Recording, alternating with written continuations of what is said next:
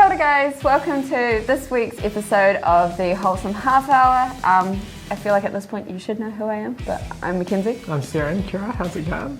Kia ora. Welcome. How am I? Yeah. Welcome to probably one of the Maybe second to last episode? second to last episode of the year, maybe? Something like that. Will the last one be a bonus or? No, we'll do a bonus next week and we'll do one more. Okay, cool.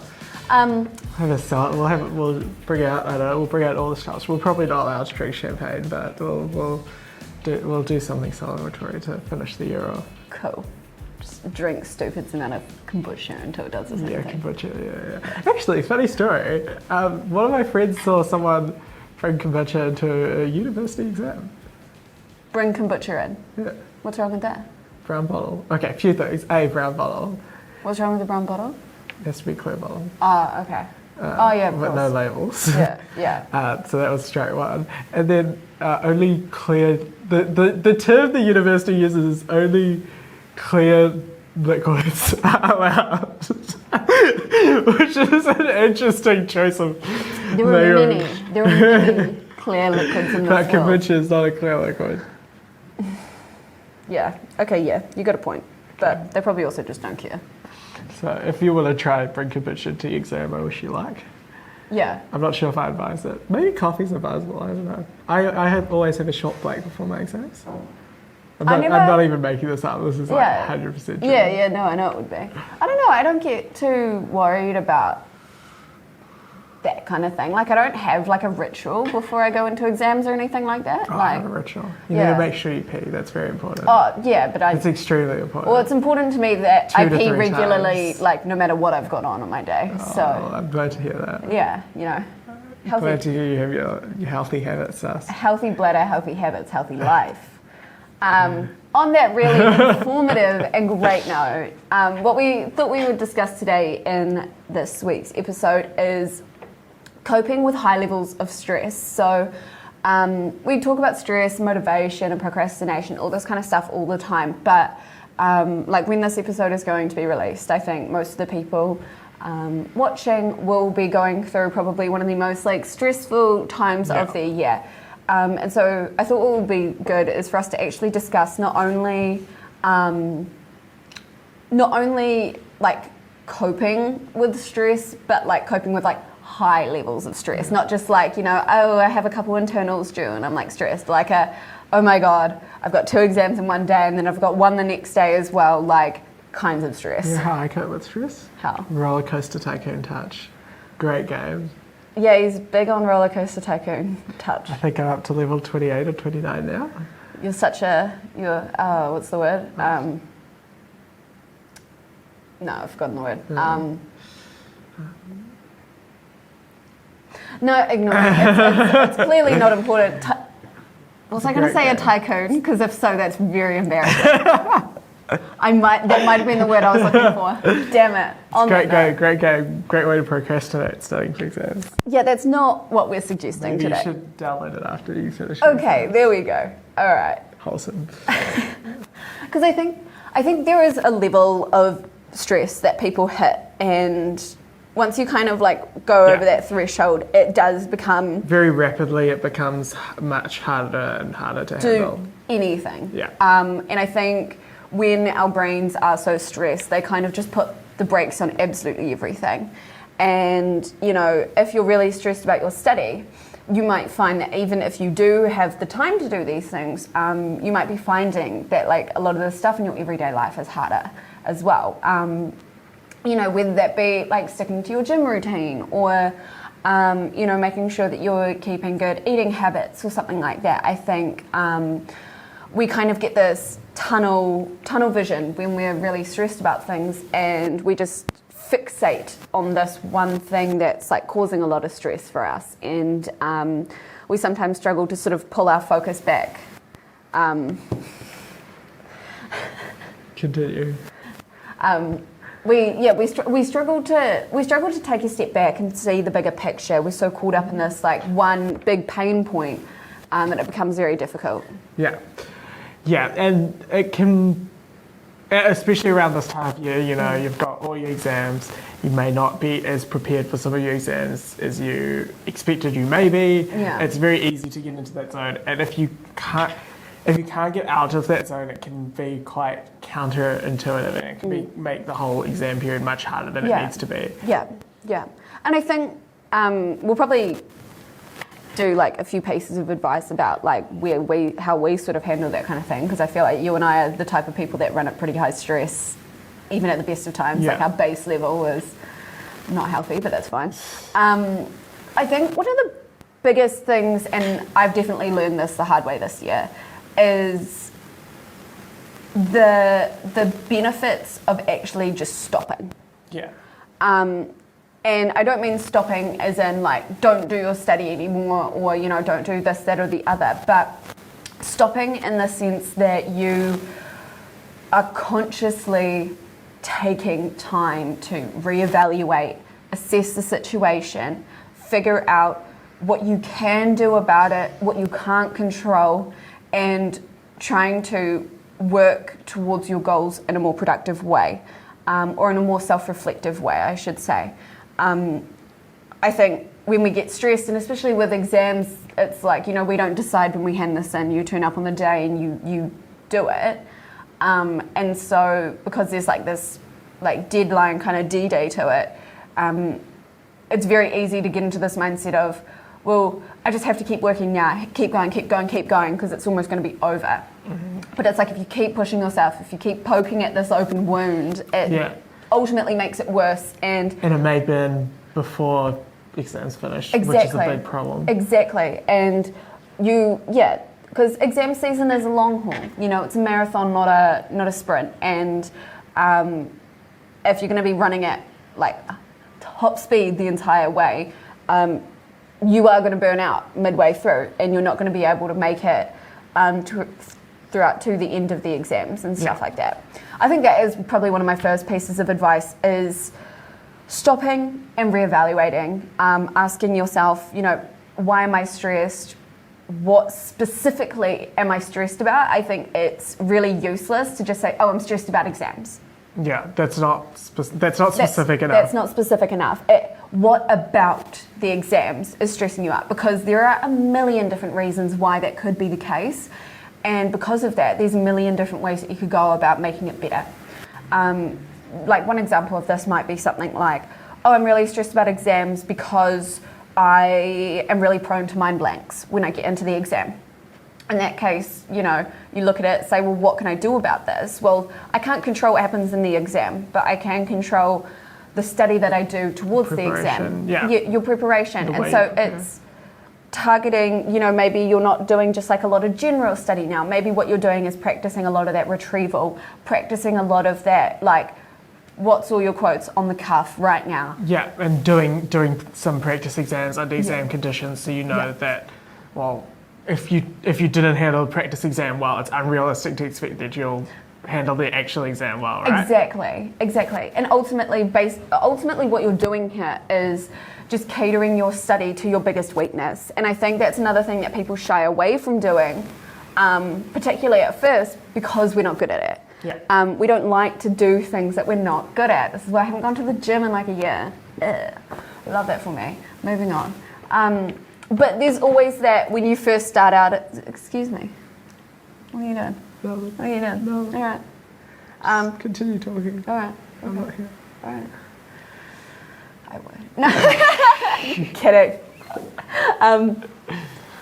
And another thing might be, you know, I'm stressing out for the exams because I am really close to my endorsement. And I just need X amount of credits. And it's like, if that's the case, then, you know, maybe you want to just be playing the system a little bit more and like putting your eggs in more than one basket. Like I did that for my history in level 3. I mean, it didn't work out for me because I stuck with externals, but I studied a lot harder for my history because it was a subject that I knew I had the highest chance of getting the mark I wanted in. Yeah. And so I did extra study for that.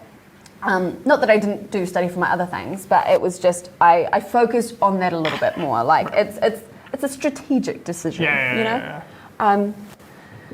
But yeah, I mean, what would like be a piece of advice for you when people are like at that like almost breaking point of stress? I guess the first thing I'd try to do is, boiling down to like identifying the stresses. So just even the basics, like writing down how many exams you have, how many papers for each exam, and then going through and ranking or rating like how confident or unconfident you feel. Because if you do that and say you can cull, and then you can say, oh, I'm actually feeling confident about 2 exams. It's only these other 2 exams that I'm not feeling confident about. Yep. Now, straight away, you know you're not stressed about all of exams, you're stressed about these 2 specific exams. Yep. And then from there, it's much easier to look at how can I improve my confidence in just these 1 or 2 exams rather than thinking, oh, all my exams are going to like fall apart. And then by doing that as well, you've reduced the amount of stress that you've got because you've kind of...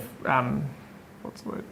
You have a better idea of what you're dealing with. Yeah, I think that is genuinely one of the things that I'm like worst at is like when I have an area in like either work or life or whatever it is, it's like a kind of pain point. Yeah. Is I'm really, really bad at actually just like looking at it and specifically being like, what is wrong here or like what needs to be done here. Because I'm very like avoidant. Yeah. And it's like 9 times out of 10, I feel so much more relieved when I actually do tackle the issue. Yeah. But like getting my mind over this, like you might not see something you like, or you like it might be something annoying that you have to deal with, or something like that, is like it's hard because it means that it has to spring you into more action. Yeah. I think if you were going to, assess how you're doing or rate your stress and things, the like logical next step is just to like begin tackling those things. Yeah. So it's almost like this thing of like, oh, do I really want to get started? Ooh, like I don't really know. And if I tackle this, then it means that I have to acknowledge it now. I know this one person who says that they don't get stressed by exams. And you know what? I don't care. You know who you are. Oh no. I don't care about fidget spinners either. Moving right along. I guess one other thing that is important to think about is when you do get stressed. So obviously those are kind of the practical ways you can deal about it and think about like the actual studying. Yep. But in terms of like, I find if you put stress on a scale 1 to 10, if you're at like an 8, 9, 10, it's really hard to focus and think properly. Yep. So to do that, you need to find a way first to drag yourself back to like a 5 or 6, and then you can start thinking about implementing those kind of more logical ways of tackling the problem. Yeah, I think kind of what we're getting at here is like when you're at that high stress level, like your biggest priority, like the first thing that you should be aiming to do is identifying how you can like get yourself to a level of stress that you can be like productive again. Yeah, and I don't know, the things that come to mind for that is even before hitting the actual practical ways of how to deal with the problem, just getting that stress level down just a little bit so you can think more clearly. Things that come to mind for me is just like the real basics, like going for a walk. When you're stuck sitting down in a room, you can, without realizing it, you can feel quite tense just because you can't, like just moving, just literally just moving, can kind of get them. It's hard to explain how it works, but it really does work. If you get moving, your body kind of has an opportunity, your mind has an opportunity to clear itself. When you're walking, there's other stimuli there, you can feel your feet. This is kind of getting into mindfulness stuff, but you can feel your feet on the pavement, you can feel the wind in your face, you can hear the sounds around you, and it just gives you an opportunity to think about something else before coming back to the problem again. And just by doing that, it can turn the stress level down just 1 or 2 notches. Even if it's just temporary, even if it's just to get your stress down enough that you can like think about the problem, think about what you can like logically do. One thing that I actually did last night for the very first time, and not for the very first time, but like in this kind of routine, was I did like about an hour of yoga before I went to bed last night, and I went out like a friggin' light, like it was so like good because it was just like a gentle stretch, like it was nothing, I'm not turning myself into a pretzel over here, but like it was a nice like wind down exercise before I went to bed. And what I really liked about it as well was it meant I wasn't staring at my phone Yeah. For like the period up until going to bed, like I think that's really like if you're someone who struggles to get a decent night's sleep, you should really consider first off putting your phone on like the warm like night mode. Blue light filter or night mode, yeah. Yeah, mine automatically does it, and also just the better thing is just to avoid screens altogether. Like, yeah, if you can turn the lighting shift or whatever, like that's good. But ultimately, it's better if you just don't at all. Yeah, because it's the light is an issue, but it's also the phones are very like stimulating device for the mind. Yeah. We're not really like I'm sure you've heard the thing that humans are like old software running old hardware running new software. But like the mind isn't kind of made to be stimulated in the way that like a lot of this phones and stuff allow. We're like Windows 98 trying to run like Photoshop right now. I think there was Photoshop then, but it was a lot more basic. Yeah, but like today's Photoshop on that. Yes, I can do. All right. What are some other things that you recommend when people are in that like really high stress mode? I'm gonna have a look at some. What's the easiest? Getting out and doing something completely different, preferably something that has like a fixed time. Like I wouldn't recommend watching TV because that's like you can end up doing that for 3 hours. But if you go out to like the supermarket or something that's got like a kind of fixed time period, like going to the gym or something, unless you're the kind of person who's going to spend 3 hours at the gym, but most people aren't like that. No. If you have some like an errand to run or something, just going and doing something completely different, supermarket, 30 minutes, 40 minutes, and then you come back and you can reassess the situation and kind of get that mental, get a little bit of mental clarity in that time. Sleep is also important. I just saw that as a reminder. Yeah. As much as you think like staying up late and studying is helpful, you're probably better off like losing that 1 hour of study but gaining that hour in sleep, and you will make up that hour throughout the day and just increase productivity. Because you sleep well, so I would highly recommend sleeping on time. 100%. And even though it's hard, like it's easy to just sleep in all the time when you have study leave. Sleep as long as you want, but try to have a consistent time that you go to bed and wake up. Because otherwise, I don't know, it can be really demotivating getting to like 3 o'clock or whatever and realizing you've done nothing. And the fact that you woke up at 11:30 didn't help. Yeah, I think the sleep is an interesting thing. Because I think we focus on going to bed, like how to have a ritual and going to bed. But I think what people struggle with more is knowing what the hell to do with themselves in the morning when they have no set day. Yeah. Like knowing, what is the first thing that you do when you get up in the morning? Is it look at your phone? Do you get up and open your blinds, make your bed before you go out? Do you run to the bathroom in a hot rush because you've been like sitting on it for the last like 10 hours? I don't know, but like, it's one of those things that I think we have to be super mindful of how we start our days, because it is going to carry through the rest of the day. If we start slow and sluggish, it becomes harder and harder to like snap out of that throughout the day. Yeah, definitely. And that's why having all that sleep, getting that good sleep is important, so that when you do sit down and go to sleep, you I like having it in that chunk. You're not just like dozing and like, dragging it out and stuff. What'd you say? You want to hold on? I gotta. Okay, you're right. That's okay. Don't worry. Okay. I'll explain later. Okay. So I asked on the Instagram before, like, what was some of the things that you guys do when you're like highly stressed, and we got Someone said, listen to music, grab a snack and walk around for a bit. That's like a great idea. I try to be super mindful of the type of music I listen to at different times of the day. Interesting. Yeah, it's actually, because it affects you. It affects your mood. It 100% does. If you are walking around with like, ballads going through your ears, you're going to be much more prone to like falling into tears, aren't you? Especially if you're super stressed. And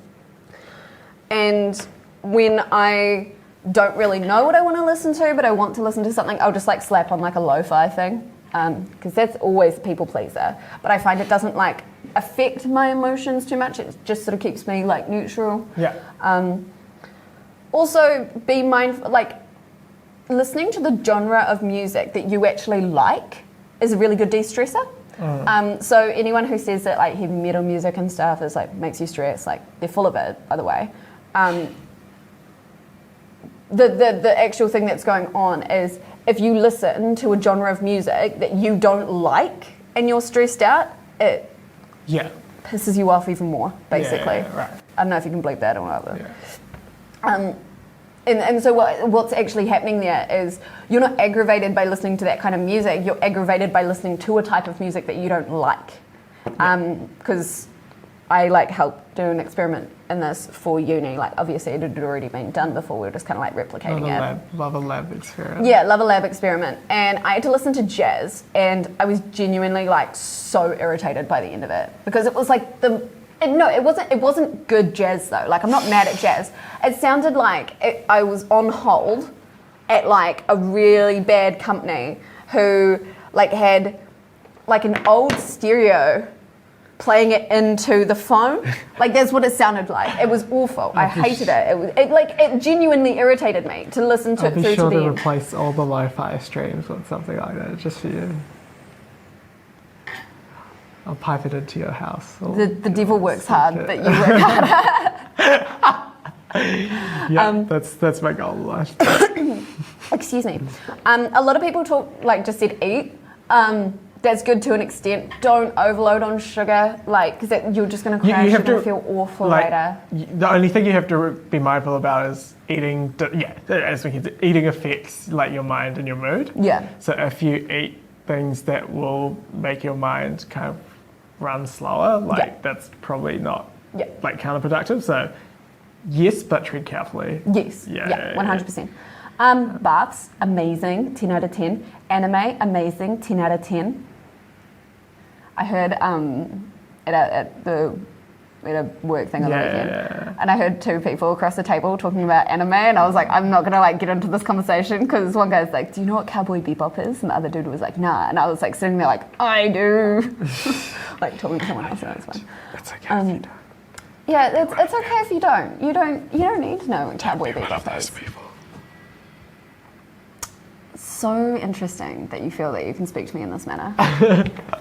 Someone said, have a good cry, then some food. Genuinely, okay. So people joke about the whole crying thing, like, haha, I'm just crying. And like, because I think a lot of the people who joke about crying when they're stressed, like, don't actually cry. Like, they're just playing off things. But I'm not a big crier myself, but one of my mates is, like, self-proclaimed, like, it's fine. But she genuinely finds it a huge stress relief thing. Interesting. Like people hate crying, but people like the feeling of getting it out of your system. True. Cry. It's not the crying; it's the afterwards that people enjoy. You know.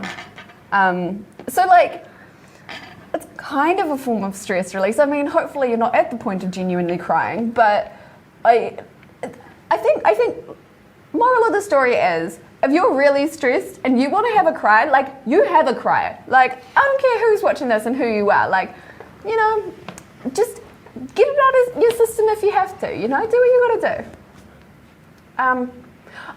Someone said, I miss the memes about each external. Well, I mean, exams have only been going for like one day at this point. Yeah. So any level 2 physics things that we don't know about? Nah, I was supposed. Research? Well, on Friday I was in tutoring for like 8.5 hours, so I didn't have the time to collect the research. But memes before tutoring. Get your priorities right. I could make memes in tutoring if my students are like doing a question at the time, but memes will be coming about the externals. I don't know when this is being released. Today. Yeah. Oh, okay. Well, yeah, we will be doing memes about it. As you can see, our operation has turned into a short turnaround, unprepared situation, like it does always. We're doing amazing. By stopping everything that's stressing me out and doing something I like. That's good. That's kind of what we were talking about before. Get yourself to that level where you can actually logically or, you know, better tackle the issue at hand. You can always do like a 15-minute Tabata workout if you're into it. A what workout? Tabatas like I thought you said tomato. 20 seconds on, 10 seconds off, or you can do other time combinations, but that's a classic. All right, Les Mills. Someone said, I'm not an active person, but running is the only thing that keeps me calm. I run from my problems too, it's fine. No, like that's genuinely good. Like if you, I think running is my equivalent of crying. Like I don't like the process, but I like the feeling afterwards. Yeah. Running is really good at Yeah. getting, some quick good endorphins going, Yeah. Yeah, running's interesting. You have that serotonin jumpstart. Running's interesting. I have a lot of thoughts on running, but that's a discussion for another day. Interesting. I reckon there's ways to get more endorphins. So with running, right, you only get one set of endorphins, right? Yeah. At the end, because it's a steady state thing, and then at the end you get your endorphins. Right. But if you do some sort of workout that's structured at intervals, you get these endorphin hits during the workout, and then you get one at the end as well. Interesting. Yeah, that's my summary of thoughts on running. Oh. But I know a lot of people love running, and if you love running, you should go running. Hug a puppy? Yes. No. Actually, high key, if you are like in Wellington and you are like super stressed for exams and like you don't have animals at home or something, go to the SPCA in Wellington. Like they're open to like having people come in and like cuddle with the puppies and the kittens and stuff like that. Like it's really good for them and stuff. They like really welcome that kind of thing. So like get a couple of friends together, go down to the SPCA and look at some cute animals and like pet them. And so, I know you don't, but I'm not talking to you right now. Like do it, genuinely. Yeah, and if you like it, you should go do it. Right. Someone said watch TikToks. I mean, again, I feel like this is the opposite reaction right now. You're excited about TikTok. I'm not. Oh, TikTok, right. TikTok's great. TikTok's the best thing that's ever happened to this world. Okay. Someone said, I was told that the same chemicals that give off stress are also for excitement. Yes, but no. Well, yes. Ultimately, yes. So basically what happens is you have a outside thing come in and affect you. And basically this goes to your amygdala. Your amygdala is a part of your brain that is, people usually associate it just with fear, but that's not the case. It's any kind of like stimulus that comes in, your amygdala kind of communicates with your pituitary gland. Your pituitary gland releases hormones in your body, basically. And your amygdala gets a stimulus, sends some information to your pituitary gland about like what you should be releasing, what you should be telling the body to be doing right now. And so the pituitary gland then communicates with your adrenal gland and your adrenal cortex. And this is in your stomach, which is quite interesting. And I am getting somewhere with this, by the way. And what happens there is your adrenal gland releases cortisol. Now, cortisol is the neurotransmitter, or the hormone, that is associated with stress, fear, basically like high valence, high strength emotions. And cortisol is then released into your bloodstream. So this is why stress can have such like a physical kind of impact on you, because it's literally going through your blood. And then what happens is once that blood with the cortisol in it comes back up to the brain, it's your hippocampus, which is where your short-term memory is the thing that's responsible for turning it off. Basically, the cortisol hits the brain, and the brain's like, okay, we can turn it off now. However, if you are really, really stressed, your brain doesn't turn it off. And so this is what leads to things like generalized anxiety disorder and stuff like that. But your hippocampus basically isn't good at knowing how to turn off the cortisol, like telling the pituitary gland to be like, yo, cut it out now. Exercise also releases cortisol. It does, and that's why cortisol is like typically associated with just stress, but it's not. Right. It's the thing that's released when you are in like a fight or flight situation. It's the thing, because it's your adrenal gland. It's adrenaline. Like this weird side fact, but like people actually like harvest people's adrenal glands in their stomach, like not legally, obviously, because it releases adrenaline, which is then used for dastardly purposes, but that's fine. What, like people like doping? No. Yeah. Yeah. Like sports doping? No. No. Okay, right. No. I mean, maybe, I don't know, but like, it's not good. But yeah, so that's kind of what's happening, that's what's going on. And if you're finding that it is like really affecting you, it's probably your hippocampus not hitting the stop sign, basically. Right. And there are things that you can do about that and all that kind of stuff, but obviously I'm no professional, I'm not here to recommend anything to anyone. But yeah, cortisol is both associated with like high energy things, excitement. It's kind of, your brain decides whether you feel excited or stressed about something, right. but like cortisol is the thing that's kind of like making In you the have mix. those elevated like levels of emotion. Right. Yeah. I don't know if that actually like helped anyone or explained anything to anyone, or if I just went on a weird tangent. But moving on. Did anyone say anything else? I feel like we've been kind of going for a while now. I feel like we have been going for a while. We can probably wrap up soon if you so desire. Yeah, food and procrastination more, and somehow it works temporarily. Play sports or do exercise. Yeah, we've talked about that. Yeah, I think everyone else is a lot of crying here. I hope it's all. Let's do productive crying. Yeah, let's. Live stream crying on cam. No, cry with me. Can so- someone do like a TikTok crying NCA thing? Probably. I reckon that would be good. But it has to be New Zealand related. Yeah, Crying yeah. NCA. So I Send it to mean, me. I think that's kind of like us for this week. But please do, if this is going out today, and if you're listening to it today or tonight, we'll be doing another live stream tomorrow at midday. Again, I don't know if we're doing it in the office or if I'm just doing it as an Instagram thing Figure it again. out. So yeah, keep eyes and ears out for that. What exam is coming up to that we were sort of going to target it around?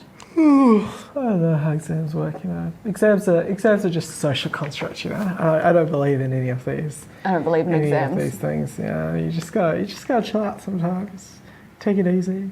Nah, if you have. Maybe we'll do it in the morning, because then level 2 English is in the afternoon, because there's no exams. Oh yeah, nice. Oh, okay, and then it's like history, bio, English, media. Oh, okay. Oh, level So- 2 English in the morning. Oh, yeah. I can't read a timetable properly. Level Sorry. 1 English is the next day though. If you've Yeah. got English tomorrow or the day after, good luck. If you've got level Yeah. 3 chemistry on Thursday, good luck. And Good if luck, you've and got- everyone gets Friday off because Yeah. one region has an anniversary day, Hell but that yeah. means everyone gets exams off. Cause, Yeah. But congratulations to... You know what I really like about NCA exams? They Level don't do them 3. on weekends. Why do the universities think it's a good idea to do exams on weekends? I don't know. Huh. That's my thought of the day. I've been in a very interesting mood today. One of my students would have just started his exam. Oh, well. I mean, he doesn't watch this anyway, but good luck. Well, good luck. No, good luck to everyone. I think, but in saying that, luck's overrated. Like, you get out of it what you put in. You reap what you sow. If you were okay with getting to January and really not caring about what any of your results are, then that's fine. But I think what you should be bearing in mind right now, you know, when you're in that 3-hour exam and you just want to get out, think about future. Think about January you. Like, Yeah. would they have wanted you to You stay in for an extra another 90 10, minutes or 60 minutes. even an extra 15 minutes Yeah. just to proofread your essay? Yeah. Like, plan, proofread. Like, either you're leaving that exam because you've proofread and double checked all your calculations, or because it's those 3 hours are up. Like, there is no excuse for having time and not proofreading. Because you will find the simplest errors that will easily make your My exam way last better. university exam, I redid the calculations at the end and I mucked up a really simple thing. And if I mucked that up, I would have lost out on like 15 marks or something, Yeah. which is heaps. Yeah, Like that's it's the difference insane. between passing and not passing, Yeah. or like an A- and a B. Yeah. So, yeah, I cannot stress enough because I didn't proofread stuff when I was in NCEA until my final year. Yeah. And in that year, when I finally did it, I saw the value of it and I saw that all the stupid errors that I just made, not because I couldn't do it, but because I was too lazy to check it afterwards because I just wanted it out that badly. Yeah. So, I guess that's my last like words of advice or bullying to everyone. But take care of yourself, take care of your friends. I think that was another thing I was going to say is, you know, rely on the people around you when you are feeling stressed. Talk to people, like you're not in this alone, and work hard. Good luck. We'll make memes. Make memes. Have a good one, guys. Good luck. See you later. Bye.